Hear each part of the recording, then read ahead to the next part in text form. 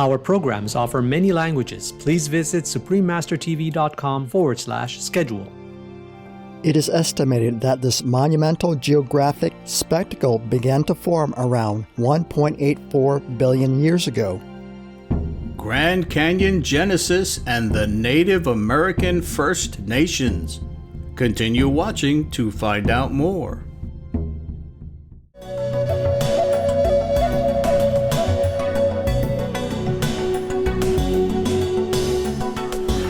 If you hear the phrase Yate, that means hello in the Navajo language. My name is Ben. The faithful people of the Navajo Nation strive to maintain harmony with all beings on Mother Earth and are grateful for your loving, life-protecting vegan lifestyle.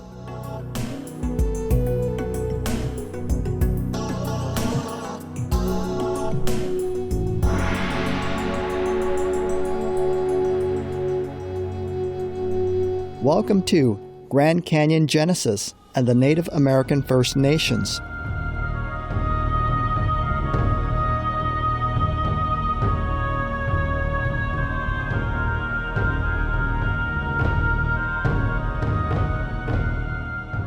The iconic Grand Canyon, a UNESCO World Heritage Site, is situated in the southwestern state of Arizona in the United States.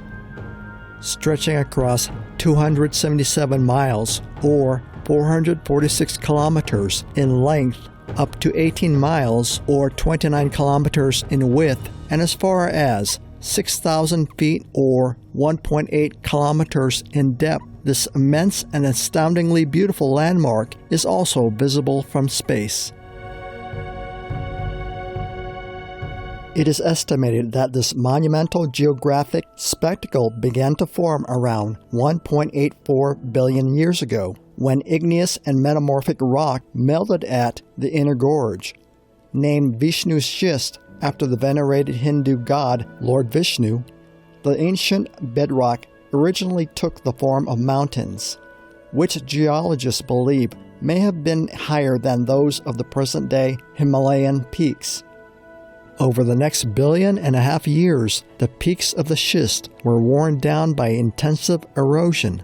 Ancient oceans rose and fell, placing layer upon layer of sediment over the bedrock. These layers include Kaibab limestone and Coconino sandstone, shale, seashells, and other marine fossils.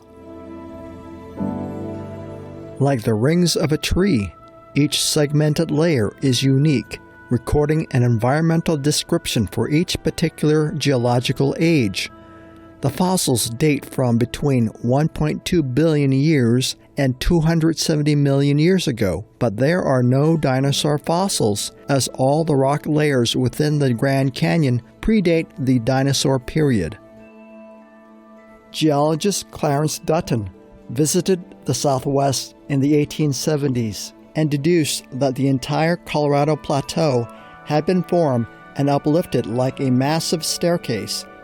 He named the layers pink, gray, white, vermilion, and chocolate, references still used today.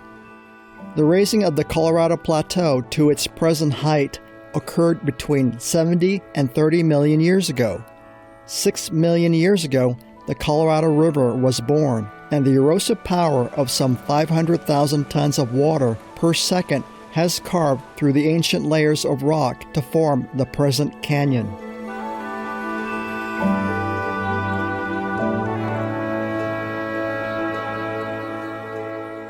Also etched by Mother Nature in the Grand Canyon are approximately 1,000 caves. Only a third of them have been officially visited, and very few have been formally recorded or mapped. Only the Cave of Domes on the Horseshoe Mesa is open to the public, although permits can be sought for other caves for scientific research. Most of the caves were formed in the Muav and Redwall limestone layers. In 1933, 4,000-year-old Native American figurines made of split twigs depicting horses, sheep, and deer were found at Stanton's Cave. The cave continues to be home to a large population of Townsend's big-eared bats, and is now kept closed, with bat-friendly bars excluding human visitors.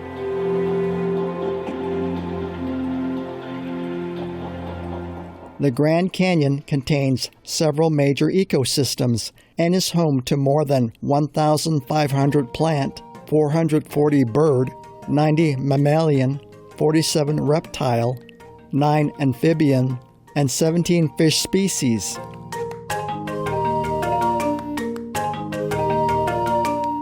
Sadly, the impact of climate change and environmental degradation is felt in the Grand Canyon National Park.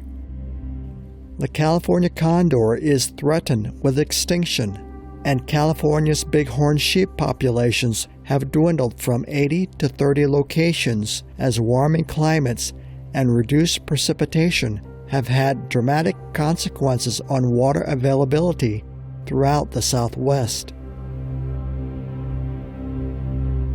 All information concerning the scientific evidence of climate change and its solution is in Supreme Master Ching Hai's book From Crisis to Peace, free for download at crisistopeace.org. We'll take a few moments for a brief message and return soon, here on Supreme Master Television.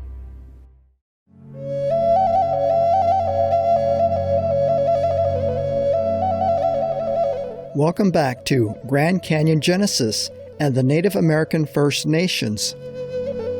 The series of small canyons, buttes, mesas, mountains, terraces, and caves that make up the Grand Canyon are special to the Native American Indians, who first called this place home and built the First Nations. When exactly humans first began to live at the Grand Canyon is uncertain. However, 11 Native American First Nations have intrinsic cultural ties to the area, with 6 currently maintaining communities there. The Grand Canyon has many archaeological sites, some of which can be visited, showcasing a variety of insights into the lives of the First Nations ancestors, from the remnants of granaries, walls, and foundations, to roasting pits and pottery fragments.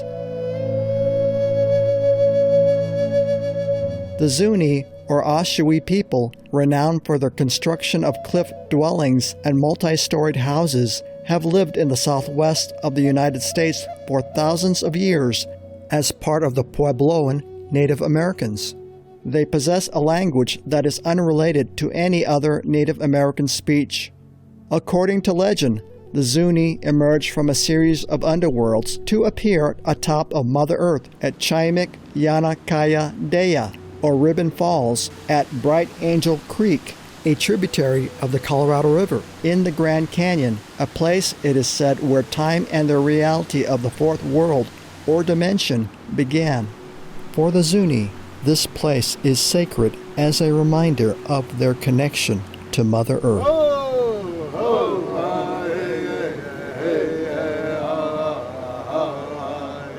The Hopi are considered a cousin First Nation of the Zuni Pueblo, and today around 7,000 Hopi still live in and around the Grand Canyon. Oribe Village is recognized as the longest continuously inhabited township in all of the United States. Hopi legend describes its people ascending from the underworld through a doorway to the Earth's surface, or Sipapu, and transforming from lizard-like creatures into human beings. They were also greeted by Masaw, or skeleton man, who entrusted to the Hopi the gift of living upon the surface, also instructing them to live in harmony with it and to find their central place. The Hopi then divided, with some traveling around the earth in a clockwise direction, others counterclockwise, leaving distinctive spiral artwork where they rested. Masaw eventually made a sign in the form of a bright light in the sky over the Grand Canyon that signaled to the Hopi that this was the spiritual home they had been looking for. Sipapu, the point where the Hopi originally emerged upon Mother Earth, is located in the Grand Canyon, along with other spiritually significant Hopi landmarks, such as Coal Mine Canyon and Blue Canyon. Salt collection from the remains of the Hopi Nation's sacred salt mines has been a ceremonial ritual undertaken by the Third Mesa Boys, marking the transition to manhood.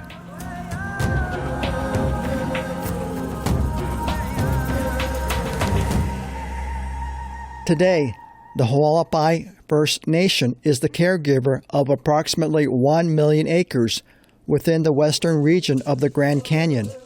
A modern feature is the Grand Canyon Skywalk, a glass-floored bridge perched 4,000 feet or 1,220 meters above the Colorado River on the western rim. Petroglyphs found on rock walls in the canyons below depict scenes of an overwhelming ancient flood of biblical proportions, an event corroborated in legends and songs. The Havasupai are closely related to the Hualapai and were once part of the same First Nation. Today they maintain a headquarters 8 miles or 13 kilometers below the western rim in the deep gorges. The Havasupai creation legend describes the opposing gods Tochapa of goodness and Hokomata of evil. Tochapa had a child, Puke'e, whom he began to nurture as the mother of earth. Out of jealousy, Hokomata caused a flood to destroy Tochapa's daughter, but Tochapa constructed a raft from a tree trunk, and when the waters began to drain away, the raft came to rest on Spirit Mountain. The earth was warmed by the rising golden sun, causing her to conceive, and a male child was born. Later, earth conceived a baby girl with a waterfall, and humanity was born from the union of earth's children. The Havasupai were the first and were guided by the voice of Tochapa to make their home in the peace of the canyon, where the good earth and pure water would provide plenty for all forever. The Navajo Nation, whose people are also known as Dene, maintains the largest Native American region in North America, comprising 16 million acres, centered amidst the 4 state borders of Utah, New Mexico, Colorado, and Arizona. Although they had previously lived in the icy Northwest Territories of Canada for many centuries, the Navajos sought a safe haven hundreds of years ago and migrated southward, taking refuge in the Grand Canyon. The First Nation people of Kaibab Paiute still maintain 121,000 acres between the north rim of the Grand Canyon and the Utah border, and also have cultural and language affinities with the Ute Aztecan people. Their word Kaibab actually means mountain turned upside down, which effectively describes the ancient geological formation process of the Grand Canyon's metamorphic bedrock. With great awe for the magnificence of the Grand Canyon and the rich history that it houses, we pray for the well-being and prosperity of all its inhabitants. May we follow the example of the First Nations and treat Mother Earth and all her inhabitants with appreciation and respect for the peace and welfare of our planet. For more information on the Grand Canyon, please visit nps.gov/GRCA. It's been a pleasure to have you, our noble viewers, with us today. May your day be filled with wonderment and joy. Our programs offer many languages. Please visit suprememastertv.com/schedule and suprememastertv.com/NB. Nos programmes offrent plusieurs langues. Veuillez visiter suprememastertv.com/schedule et suprememastertv.com/NB. Nuestros programas ofrecen varios idiomas. Visiten suprememastertv.com/schedule y suprememastertv.com/NB. Programele noastre oferă multe limbi. Vă puteți uita pe suprememastertv.com/schedule și suprememastertv.com/NB.